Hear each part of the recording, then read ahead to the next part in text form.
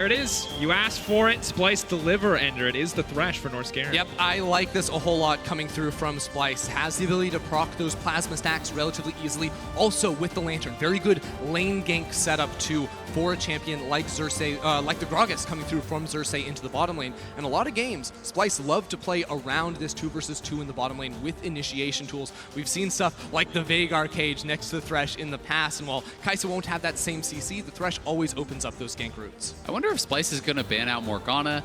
They've already taken Blitz away, which is considered a very good answer to the Thresh. So Morgana, I think, would pair well with Xayah, be a good answer to some of the initiation here. Also works incredibly well alongside Kayle, because Kayle ultimate plus Morgana shield equals immunity to everything. And you also have J-Team now banning away these longer range scaling options that you can take up against the Kayle later on. So I think Tristana, that's a mid lane focused ban here. Maybe even a Corki too, something we saw Humanoid play a whole lot during the regular season, but removing the scaling outranging tools as well. And removing the Morgana as well as predicted Azael. So limiting some of the more comfortable options for the bottom side of J-Team. See what Koala wants to go to. So many supports have been banned away in the draft now. 4. He's going to have to drop down the tier list a little bit to find something, but the Akali will be the final ban as we head into the next pick phase. It could be something very defensive, like the Braum, if he doesn't really want to commit too heavily, but most of the common pairings really are already gone. You can go to a range support and try to bully a lane, but that always has a pretty high risk against something like Thresh plus Gragas. Yeah, so now I'm thinking Gnar comes through from Vizicsacsi. This is one of those blind pick options we mentioned earlier. And now Splyce get to wait out. Is the Kayle definitely going into the mid laner's hands for FoFo? That's where we've seen it most throughout this tournament, definitely. But they can give that counter pick, as you mentioned, much earlier towards Humanoid. I want to see if Rest is going to go for something aggressive. Does he bring out the Aurelia? Does he have the confidence to try to slam this Gnar in lane? Because he is sitting with counter pick right now. Kled, it can be something that works in the Gnar. It is pretty difficult because you have to hit multiple Joust Qs to be able to kind of get his jump on cooldown, and then you can maybe all in.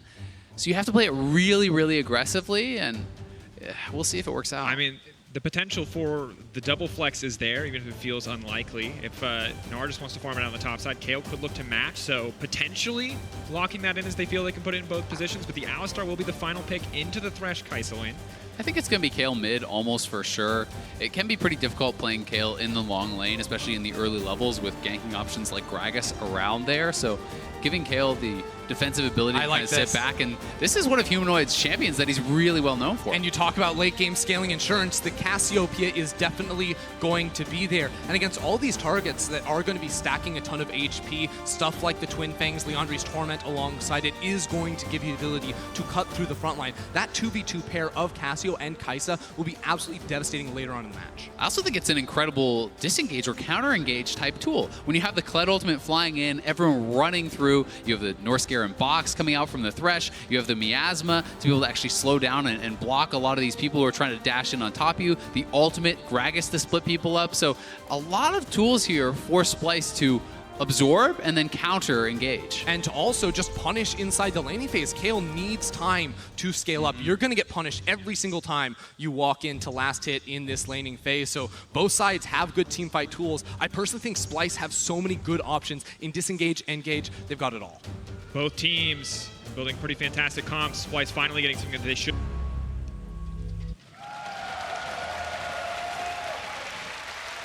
And here we go, J-Team versus Splyce. Splyce looking to tie it up, put both teams at 2-2. This J-Team will look to pull ahead. And already, it looks like there will not be a lane swap. Good news, I think, for many Splyce fans. When I look to the top side of the map, I really do like the choice of Grasp here. Fleet Footwork actually heals you very little in the early game in these types of matchups, and really all Gnar has to do is avoid being all in, right? You're stacking up HP with this, a lot of the resolve, as well as, you know, splashing into domination here for more healing there from Taste for Blood and things like this is going to make it really tough for the Kled to all in you, and if you can't all in the Gnar, you don't really have much going on in this matchup. Yeah, I wonder if Vizicsacsi even has the Demolish there as a range versus melee matchup. You assume he has push advantage too, and while Gnar is pretty low range in those early levels before he does get to scale up, can look for plates in this matchup. The one thing I am a little bit concerned about for Vizicsacsi is this is a player that often receives a lot of jungle attention. but from the enemy jungler. He gets ganked a whole lot in the top lane, and if he does expose himself, I think the Jarvan at level 2 can instantly look for plays around the top side of the map. And Bear Trap on a rope will connect, so a small but positive trade. Kled's just going to continue walking forward. He's got Vizicsacsi, Conqueror. He's just going to keep walking him down. He's going to come Conqueror is back up. blocked. He's going to go to grab him again. Vizicsacsi flashing. Oh! Just barely missing the flash. That might cost him his life. Kled now. Pocket Pistol takes him away. Conqueror's still attacked. He's still healing up to a certain degree. Trying to step forward. The barrel hits. First blood. Good for Splyce, but that has to feel so bad for Rest. It was off to such a good start for Rest as well. You know, this guy had burned the flash from Vizicsacsi, but is late to follow. And then Xerxe is on the Raptors. Rest had made the call thinking Xerxe maybe he's on the bottom side of the map, but that was just not forward thinking. And now he's out of TP, a flash, and a kill. Yeah, what he really had to do was pre-flash. You got to flash early so you're right on top of him. So even if he flashes, then you can actually pull him back. And I think you get that first blood if you early flash. Or, and hear me out, Azael, don't flash into the fog of war when you don't know where the enemy jungler is. I think you could actually not die. If you go in, if you pre-flash, I think you have the possibility of killing that Gnar. And I don't think that a jungler can solo kill you before you can remount. Yeah, I mean, if he remounts, yeah, he definitely turns that around. And all I'll say is, I respect the aggressive option. I respect the aggressive flash forward. It just has to feel bad to miss out on that one. But it's oh yeah, good that, you want to leave the game right now. Yeah. You're like, all right, guys, that was remake. embarrassing. Anyone getting that lag? Weird bug on stage happened where I just looked really dumb for a second. That's not supposed to happen. On the bright side, Rest has now won the jungle matchup for his team because Hana's able to run in. Oh, he was red making buff. space. Yeah, he's making space for his jungler. Good. Right? It's a genius play. No, Hana had actually gone for a clever path where he cleared the top side of his jungle, and most teams would assume then the Jarvan passed towards bottom side, but looked for a gank himself. There was a ward that spotted him out, but because Xerxe skipped over his red buff, which he likes to do a lot because he values getting the experience of the Krugs and Raptors so quickly, he almost died to those Krugs, so he had to give up that red. And as we look away from the top side, I think important to highlight once again that both of Splyce's carries are kind of set up for success this time in the matchup versus J team, because last time we saw this matchup, it was a very, very difficult game for both Kobbe and Humanoid. And when you compare their effectiveness to that of FoFo's LeBlanc, we see FoFo outmatching in damage. Oh, hold that thought. This would be bold. Hook does connect. Root is there, locked up under tower. Norskeren, is it going to happen again? He's so incredibly low. Won't be able to get anything else. Norskeren just barely able to survive. Koala didn't get his Ignite off, or that's probably a kill. He was actually so low. I think he would have gone down there, but Koala not quite able to get the summoner out in time. And Splyce, I mean, what is that dive? That's just ambitious. So ambitious. Yeah, Xerxe. That's a kind way to put it. Yeah, it's definitely a kind way to put it, because I don't think you're ever getting a kill right there with all summoners available. Maybe you can zone them away from the tower, but now Norskeren and Kobbe have to play super, super carefully because Hana has sort of split the map now, and Xerxe relatively low on mana. I don't actually think the 3v3 is all that favorable for Splyce, but they do have the heal advantage. And we look at it, Koala still has Ignite. Norskeren's only alive because Koala did not push Ignite in that play, but maybe they're trying to just lock him down. Hana, Rest coming through, TP onto the bottom side. The Alistar just going to knock him back. A good headbutt to pull away. Lilv going to look to set it up. Koala will drop in the end. Good TP from Humanoid. And you were right, Ender. 3v3 wasn't that good, but they had the TP coming through here from the mid lane, and it's not as though Kayle can look to match that. You really don't offer anything to the play, even if you do come in. So great job here by Splyce, getting an early kill for Cassio. And now, even though Xerxe was, invaded and lost his red buff, he's coming immediately over with that mid lane pressure he has, because Humanoid walked straight back there. So he is able to steal those Raptors. Double check if he actually got them. He did end up getting those, I do believe.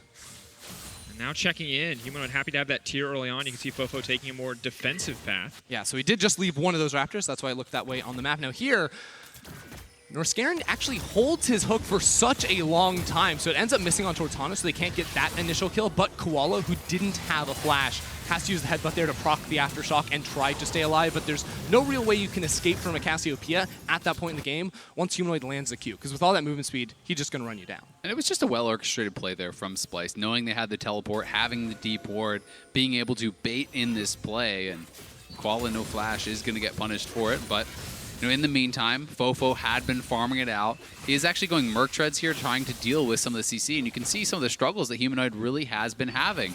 And this is, remember, 15th out of 16 mid laners in this, so he's actually tied for the most deaths, most ISO deaths. I believe it's actually with Niski. Yeah, you look at it too, he's having a super heavy impact in the early game. And that's sort of the Splyce story where they do have successful early games, just like you can see with Humanoid on the screen, but it's then getting caught out in transition because Splyce will often fan out to 3 lanes in the mid game, and then those people farming in side lanes don't have the vision support, they overextend, and teams are able to punish them consistently. That's why their early leads usually don't transition into quick finishes because, quite frankly, they get picked way too much. But now they've got the early start once again. So as we look towards the mid game, look for them to turn it around. But for Humanoid, has to be careful here. Kayle ulti, of course, up and available. And J4 waiting around. Could potentially fish for a dive. They're very difficult against the Petrifying Gaze. Good dash out. Vizicsacsi on the top side. Going even for now in the matchup as the Ninja Tabby come out quite early. And despite the really quick start here for Hana, he's still level 4, and it's past 7 minutes into the game. So really does need to pick up some of this farm. We have seen his Raptors taken away. Now he just lost his blue buff there to Xerxe, and Xerxe's going to get the jump here. Humanoid, though, taking a lot of damage. Xerxe, smooth body slam over the wall to get away from the flag and drag there. Quick moves out of Xerxe, but as you said, he does have that level lead, and that's going to come down to the efficiency in his pathing. You know, even though he did lose the red buff, he got the camps that mattered most. He was able to walk in, steal away the enemy Raptor camp too, so he will be spotted out here on this ward, but I think Xerxe is on the path now towards level 6 and should be looking to use that soon. Humanoid's real low. But this is a level 4 jungler. Like, you could die so fast if you actually mess this up. They do have Kayle ult, but no flash on Hana. And I just have to wonder if Jarvan could be spending his time better somewhere else. There's just no camps up and available. He's so very far behind in terms of experience. I mean, he's now setting up to try and invade onto this red buff. But again, he's at a 2-level deficit. Maybe he could smite that away, but then you immediately lose the ensuing fight. A little surprised to see Xerxe not walk in there. He knows he doesn't have mid lane pressure because Humanoid had to go to base, so he makes the decision. He'll take even more EXP off that mid lane wave and give up this red once again.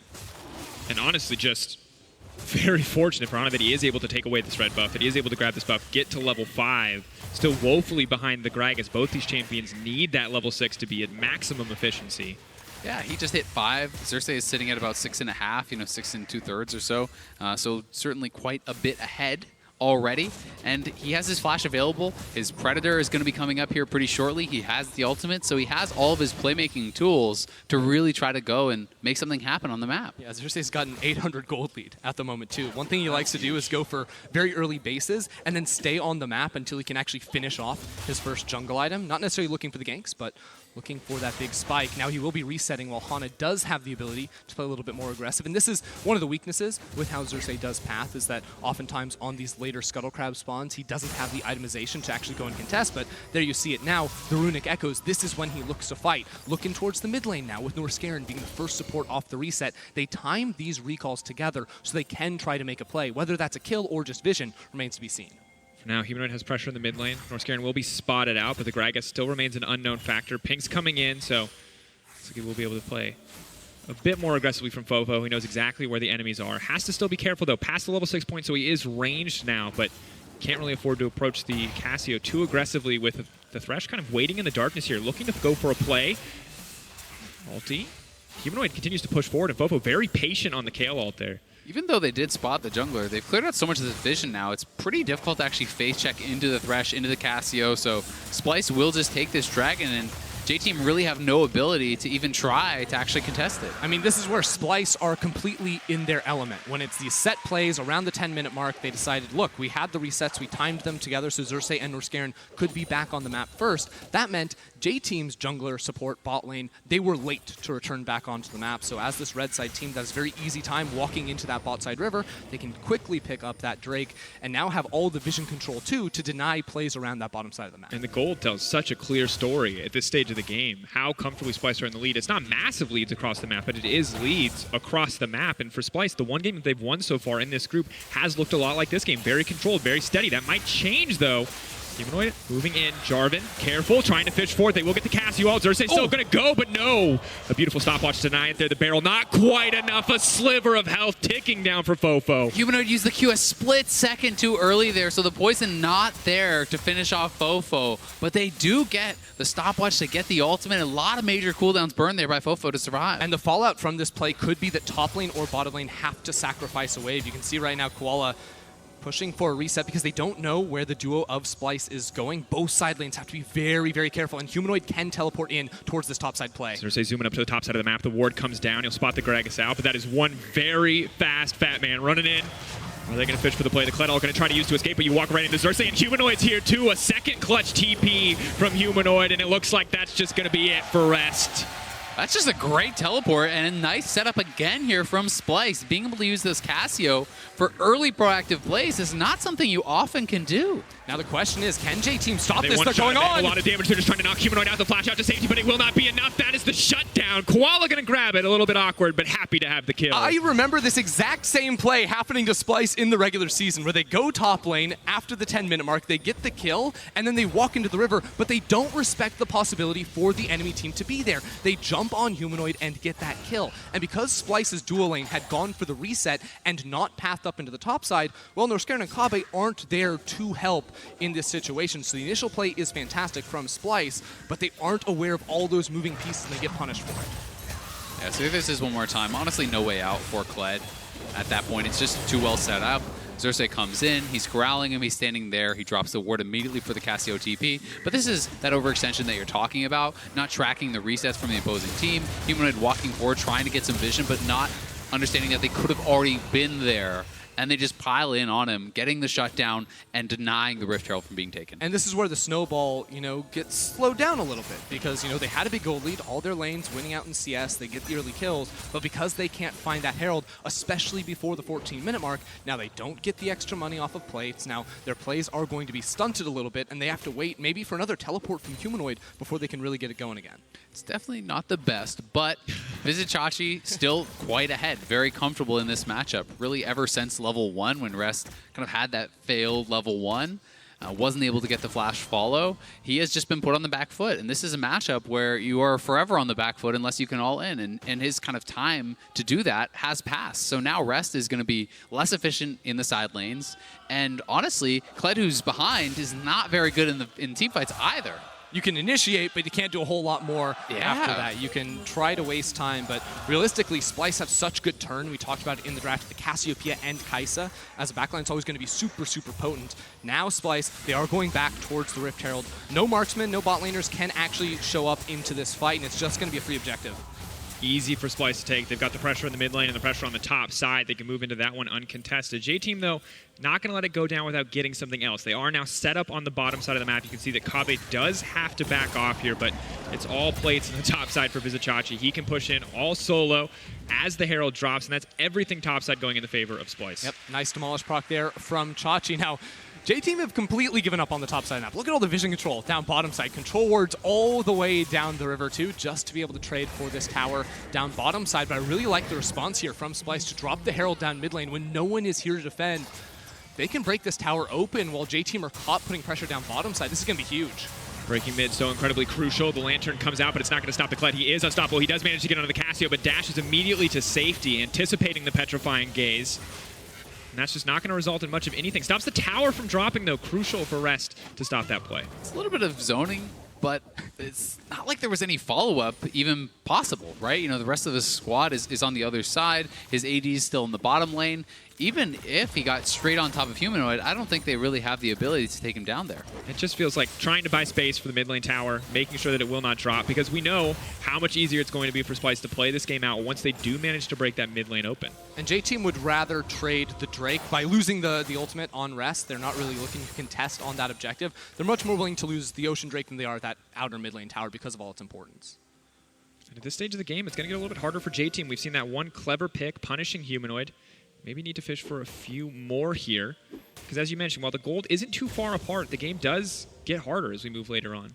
2,500 is not an insignificant gold lead at 15 minutes into the game. I'm going to be honest, I could not read that from this distance. I thought it said 2,300. I did not bring my glasses today. Well, it's pretty good gold lead, right? And they've gotten a number of turret plates. The only turret plates that J-Team took, you can see they got no gold for. So they weren't actually in range. That means that it probably went down to minions, or they hit it and then backed off.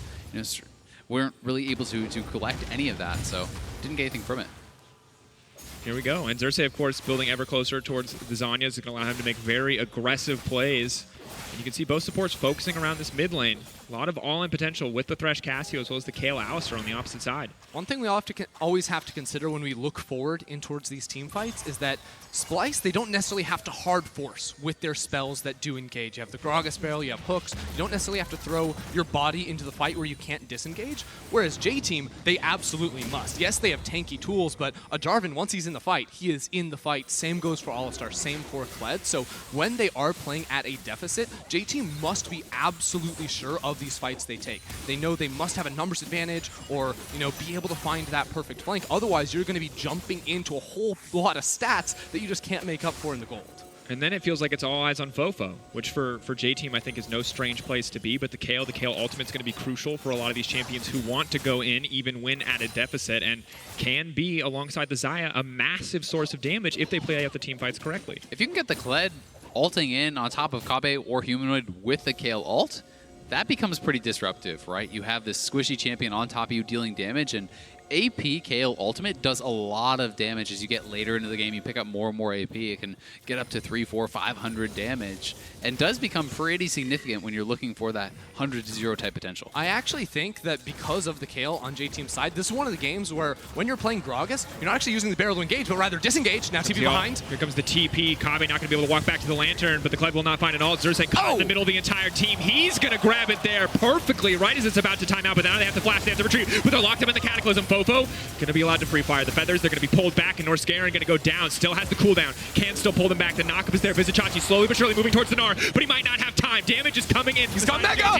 There it is. 2 into the wall, and Vizicsacsi sends a message to J-Team. They want to continue the fight. The feathers are pulled back. Humanoid's in trouble. The kled goes in, and he goes right back out. J-Team still alive in the fight. On the retreat now. Vizicsacsi can't chase down. Still Mega. Mini will come out, but a very even fight, all things considered. Really close fight. It could have been so much better for J-Team, but they lost track of Xayah going Mega there. They had all their eyes on Humanoid, who was getting very low and wanted to try to pile in and kill him, but that allowed Xayah to get that perfect Mega Gnar. Yeah, he absolutely did, and it turns into a teamfight win overall. It's 2 for 2, but the tower goes the way of Splyce. You see this from the start. I think Xerxe plays it really well to try and escape here, kiting away so it doesn't look like he wants to pick up the Lantern. But then watch Norskeren. He misses the hook, which basically is a self-inflicted CC to set up for this 3-man ulti on towards Hana, who also gets the Kayle ult on top, so he can't go down. Now watch J-Team's carries try to step forward, turn back, step forward, turn back, avoid that ultimate. Now it's used, they're saying, all right, go for Humanoid. They tried to charge through, and they just lost track of Xayah there.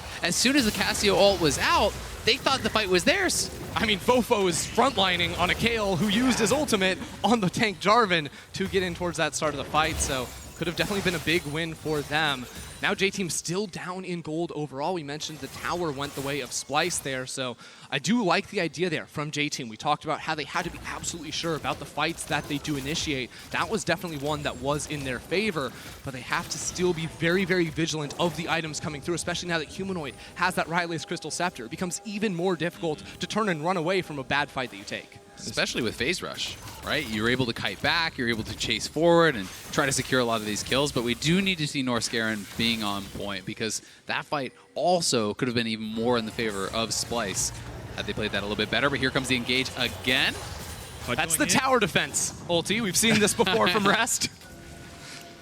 Seems appropriate. Just wants to take a break there in the mid lane. We'll stop Splyce from pushing in for more. And while the gold lead definitely in the favor of Splyce, 3K, this team, Vizicsacsi is really the big thorn in the side right now for J-Team, because while most of the team can match Splyce, can stop them from pushing in for more, they can't stop Vizicsacsi as well. And this top lane tier 1 will not be a worthwhile trade for the bottom tier 2 as Splyce just look to continue to extend their lead. Well, it's really interesting because J-Team clearly had done their research, because we saw Koala walk all the way in towards Splyce's topside jungle, trying to sit and wait to find a pick on an individual Splyce member that went to farm side lanes. We talk all the time about how Splyce do get picked like that in the mid game, but this time Splyce much more coherent on that call, decide let's just split the map right down the middle. We'll trade for that second tier bot lane tower, pick up a Drake on top of it, and just lose that top lane tower as the only loss. And I think what J-Team can try to do is have the Kayle matching Gnar, which is totally fine. But at this point, it feels like they're willing to actually just let the Kled get more behind in lieu of getting that Kayle ahead, right? They want to really put all the gold into the Kayle, get the solo turret gold, get all the experience, because they're saying, all right, all the eggs are in the Kayle basket at this point. Just allow this Kled to be an ultimate, to be a way into the fight, and not much else. And most of the gold lead for Splyce is in the hands of Vizicsacsi in terms of individual matchups, with J-Team funneling the gold into their respective carries. So a lot of eyes on him to be the Mega Gnar in the fight, to make sure when that engage comes in, he has the perfect answer for all those champions who want to dive forward.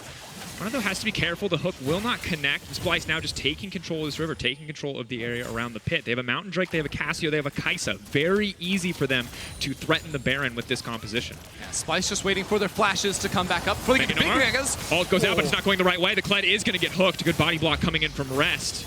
Could have been a disaster, but now pressure in the mid lane. Splyce still not able to break down the tier 1 mid.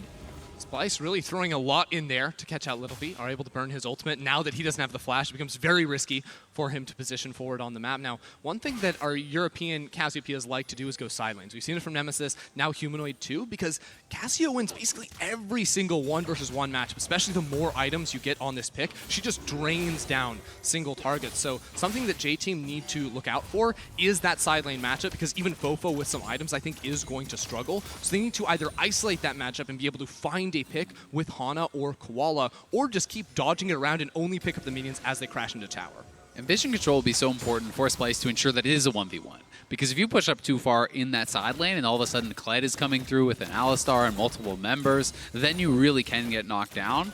Especially when you're playing top side of the map like Humanoid, because they're not even far away from that Baron. There's Vizicsacsi, Mega Gnar on the way. Tries to use the Randuins to slow down the opposition there. But his threat from the side, as well as the Gragas barreling forward, does mean that they will finally break tier 1 mid. This is going to open up a lot of options for Splyce. Splyce showing they're tracking the cooldowns, because Lilv's flash was just seconds away from coming up as they made that crash through. They knew they had burnt Lilv's ultimate on the previous play. The cooldown on Mega Gnar lower than that of Xayah, especially after those nerfs. So now they're able to take a lot more control, potentially look for a bit more. Some pretty important items have come through, though, for J-Team. You can see both Kayle and the Xayah are on 2 items now and are going to be markedly stronger than they have been before. You know, heavy amounts of AD on this Xayah. The Kayle is getting a lot of CDR. The healing starts to ramp up. The damage on the ultimate also. So if you can execute on the fight properly, J-Team does have ways to win. Chachi's just poking for Mega Gnar charge right now, and they're always going to have Norskeren sitting in that bush waiting for a hook. One good hook lands, you can find the initiation. Wasn't that one, but now team has control of the mid lane. As Vizicsacsi gets closer and closer to filling that rage bar, J-Team eventually will be forced to back off. Cannot risk getting all in on, but still Hana going to go in for the fight there. Norskeren caught out in the Cataclysm, is forced to flash to safety, misses the follow-up hook, and now suddenly it's Vizicsacsi in the midst of the entire team. Rage bar slowly but surely stacking up. Mega Gnar could be a problem now for J-Team. Have they tried to start a fight that they cannot win? That's one knock to the wall, but the feathers pull back. Vizicsacsi will get taken down, and FoFo does not drop on the side of the fight. J-Team for now are in the lead. It's Alistar manages to make it out to safety. Goes over, trying to get a little bit more. The dismount comes in. Humanoid, there does so much damage. Humanoid! Be careful, that's going to be the petrifying gaze. He's looking for one more, but it might not be enough. Lilv needs to get more damage down in the fight. 2 have dropped. Splyce are turning the fight. A good flash from FoFo, but Splyce will find it in the end. And on the side of that fight, Norskeren had a sick play to pull Hana out of his flag and drag that would have got him on top of Humanoid and perhaps allowed them to get that kill. They are on the Baron here. Koala is low, but they know it's going down. Burning faster and faster. FoFo walks up to the pit, but it will not matter. That is Baron for Splyce. They are firmly in control of this game. Humanoid did so much work in that team fight. Great stuff coming through from him, because at the start, it did not look good at all here for Splyce, but he's able to turn it around, finish off his 3rd item after the fight. All eyes on this player at his first international event too, because you can see in this play, it starts off with J-Team really good engage after they see the rest of Splyce split up. It was a great sidestep from Hana, and you're going to see Chachi just getting a little bit overconfident here. He comes out of that stopwatch and he wants to go forward. Lilv's reactions were fantastic though. If he actually landed that Mega Gnar onto Lilv, maybe it looks differently, but you can see the Splyce carries couldn't even enter the fight. Humanoid's on the side, Kobbe's on another side, kind of zoned out by some of these members, and not able to really find it. Now watch this play from Norskeren here. Yeah, he landed the hook at the start to stop Hana from taking that EQ in. And then, of course, that zoning tool right there with the hook as well forces another flash out of FoFo too. So in that team fight, Norskeren showing up. And now on the Thresh, he's got himself a Shirelia's Reverie. So he wants to get the whole crew involved in the next fight and be able to close the gap. Such a powerful tool to allow him to reposition. The kled ulti is so telegraphed. You can say, oh, we're fighting in a pinch. How about not anymore? We'll zoom the entire team right out, and it will no longer be a threat. Humanoid so far ahead now. Quite easy for Cassio to solo this Drake, and J-Team are in full survival mode. All they can do is hold on. It's a 6K deficit in a Baron. They just have to try as best as they can not to lose too much. Yeah, Kobbe now has the Gnasher's Tooth completed, so he should be sitting at the triple evolve. That's a wasted ult there from Humanoid, really trying to find that kill, but Splyce now, minute and 40 seconds without that tool that should stop their ability to siege down towers, and they don't actually have a wave to work with right now. Chachi not getting a lot of attention thrown up towards his side, so that wave should fizzle out and they should play for mid. Yeah, I'm interested to see if they're just going to wait for Chachi or if they are going to head up to that top side. I would like them to just kind of push in multiple waves, but they're actually looking for a dive here on a FoFo. Ult available, but I don't think he's going to get a chance to use it. Is now using it, but it might be too little too late. The kled now coming in. FoFo goes down. The kled stuck in this fight. He can't get out even if he wants to. The hook lands from Norskeren. He's going to have to retreat. He's going to get demounted here, but the pocket pistol will take him to safety. And now Splyce, they've got the Baron buff, they got everything they needed. Another wave comes on through, and with FoFo down, that's so much of J-Team's damage completely void. You have Kobbe split pushing in mid lane as well. So Splyce, in a situation where it looked like this Baron wasn't going to amount to much, have now cracked open everything besides those inhibitor towers. And I think they can get the inhibitor towers here also. FoFo's still dead for a good 15 more seconds. Kobbe is already dealing damage to this one. Humanoid on the other side too. But pulverized, they can't fully commit. They don't really have any follow-up damage here. Lilv not able to move into the mid lane, and FoFo is currently dead. They have time. They have the minions. They should be able to break the base. J-Team, what can they do to respond?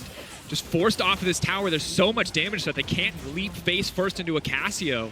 And Splyce now, they've got the Gragas cask up as well, so they can push J-Team away from this tower. They can take yet another tower if they want to use that spell. Hook barely doesn't connect, but this another structure is falling down. J-Team can't do anything. Gnar slowly but surely starting to stack. He has a minion wave there to beat him. If he wants to double jump, he can fish for it. Vizicsacsi just going to bounce right in.